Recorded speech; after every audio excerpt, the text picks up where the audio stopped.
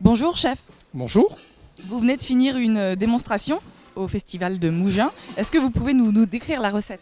Alors, je suis parti sur l'histoire d'une polenta, puisque je travaillais un petit peu pour la maison La Cambus, donc des produits italiens. C'est un plat que j'adore. Je fais beaucoup de polenta à la maison. Alors bien sûr, c'est pas la polenta toute simple. Il est vrai qu'on rajoute des ingrédients super bons, super goûteux. On va la gaver de mascarpone, on va la gaver de vacherin du Mont d'Or, et puis on va la gaver aussi de parmesan. Et de cette recette, on va pouvoir après faire plein de recettes. Alors, ça va être vraiment à la base d'une polenta là. On a travaillé avec un petit homard grillé.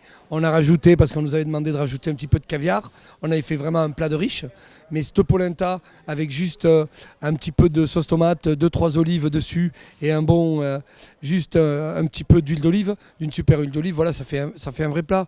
On va dire que râper un citron au dernier moment dessus, servir ça avec une roquette et un peu de parmesan, voilà, on peut multiplier les recettes.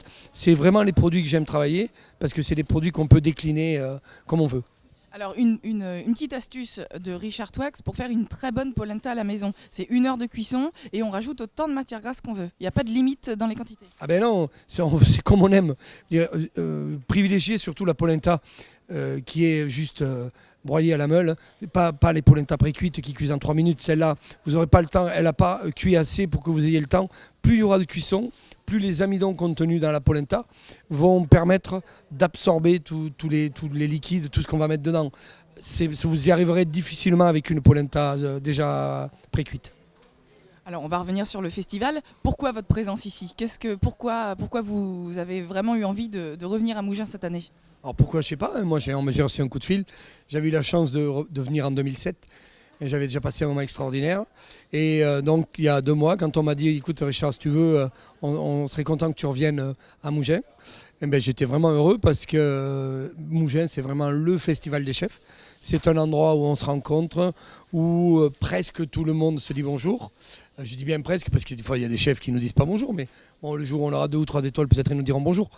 Mais c'est vraiment un endroit où on a un public qui est formidable, les gens viennent vraiment là pour voir les chefs. On a des fournisseurs qui sont géniaux, qui sont généreux avec les visiteurs et dont on passe vraiment un super week-end. Est-ce qu'on se nourrit de l'expérience des autres? Est-ce qu'on en ressort plus riche? Est-ce qu'on puise l'inspiration pendant ce festival? Alors aujourd'hui, je vais être extra festival, je vais dire que le cuisinier qui met un couvercle sur sa sauce dès qu'il y a quelqu'un qui rentre dans sa cuisine, celui-là il est perdu. Mais il est perdu à jamais, je crois que c'est irrémédiable pour lui, parce qu'aujourd'hui on est rentré dans l'ère de la communication, du partage. Et si on ne partage pas, ben on est mort. Vous avez vu cet après-midi pendant ma démo, j'avais 5-6 copains qui étaient là. Et puis voilà, et on va tous aux démos des autres voir parce qu'on a tous un petit truc à prendre. Là, il y a Arnaud Taboriec qui me disait bah oui, c'est vrai que moi, la polenta, j'aurais jamais pensé à la faire comme ça, quoi. Voilà. Et il en a pris une grosse assiette et vraiment, il s'est régalé. Il n'a pas prise pour me faire plaisir, il l'a prise parce qu'il s'est régalé. Alors là, on va bientôt arriver dans la période hivernale. Elle ressemble à quoi la carte de Passion et Gourmandise, votre restaurant? Alors là, on est vraiment dans ce que je préfère, c'est-à-dire les champignons. Moi, je suis un fou de champignons. Et là, c'est vrai que ça a été long à démarrer, mais là, il y a eu l'eau et on a des super champignons. Et là, moi, c'est une période de l'année que j'adore parce qu'il y a le gibier qui arrive. Les couleurs changent dans nos assiettes. On a fait tout l'été, comme on a pu le voir sur les photos qui étaient exposées sur les grilles, on a vu que je mettais beaucoup de fleurs et d'herbes dans mes assiettes en été.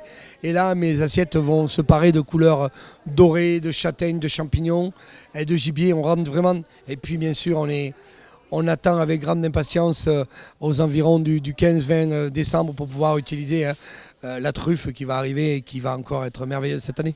Alors vous avez fait rire l'Assemblée tout à l'heure en disant que le patron au restaurant c'était votre femme. Elle a un œil sur la carte, sur les nouveaux plats que vous inventez?